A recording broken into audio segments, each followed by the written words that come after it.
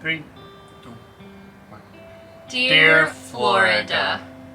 Panhandle specifically, or LA as we like to call you, Lower Alabama. You are our birthplace, and the last place we've called home, and where most of our parents still do. It's not always easy coming back here, though we usually are excited en route to this place. It's because we always want to bring our best selves back here, to greet the past with our revolutionized versions of ourselves. The versions we are when we're out in the world painting murals and giving home tours and parking lots. But submerging oneself in the context of a former environment is a trip.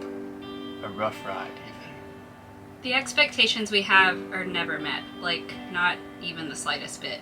It's like the song goes, "It's not how I pictured it."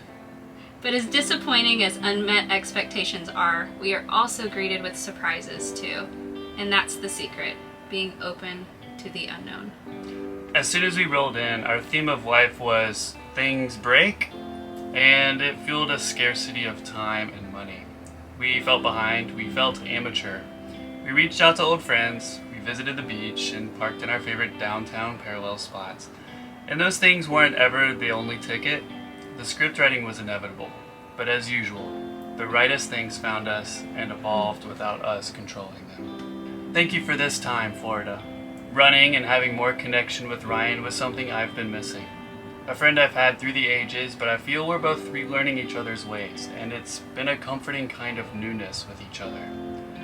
Thank you for the time to forge more of a relationship with Pat, our mechanic friend with a big-ass heart for helping others.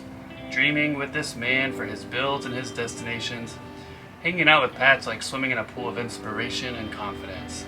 And after days on days of camping out at his garage, he was able to fix issues with Marshy no one else managed to. A mega win. And a much-needed relief. Thank you for the time shared with my dad, Michael. We watched him light up playing his music live. Driveway sessions with chairs out invited comfort and conversation and walker-bys. We talked to the tune of the Warblers. There's no one I'm quite like him, and that mirror always brings more to light. Thank you for the time to see parents and really trying not to be our old selves and saying the heartfelt things that matter, whilst honoring the decisions of others. Everyone's on a journey, as are we. You gotta remember that.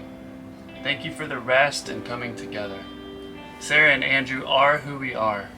Oh, how we haven't really seen each other in ways. Hometown Florida. You are the hardest place to be, yet you hold the most context of what helped us be who we are. The big themes hit us like heavy lessons from a classroom this time around. People-pleasing, letting the past go, choices of others. I'll repeat these for emphasis. People-pleasing, letting the past go, and choices of others. It gave us the context in revisiting we needed to look upon ourselves, our marriage, and our work together. Our journey to this point and our journey ahead, our 7-year marriage anniversary and our relaunch of who we want to be and how we want to be different. Sarah said at first, we are a container and we hold the choice of our capacity. We observe what gives and what takes, and oh boy, that scale seems to be tipped one way more often than not. By the end of it all, things tipped all the way over. After weeks of feeling under the weather with weather shifts, windy gray, humidity, and mountains of pollen, we got sick. Like the kind of sick we hadn't been in years. Our last week there was spent going down, one after the other. The perfect send-off. Or a metaphor for the ways we overgive. Maybe just the ultimate lesson in acceptance, and the ground zero for the relaunch we have felt coming. There are times we have felt very much confined and limited. Imagine that, living the way we do and feeling limited. But we realized these limits are internal, not external.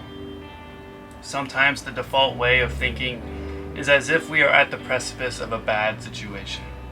A fear or worry running amok.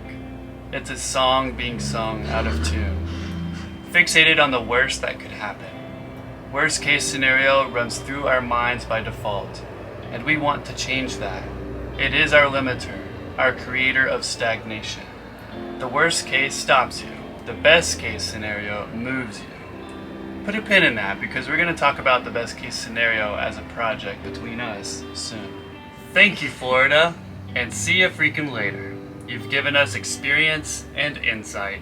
And I'll say it again, you're not an easy place to be. But that's just because you remind us of how we want to be. But we already knew that. Duh.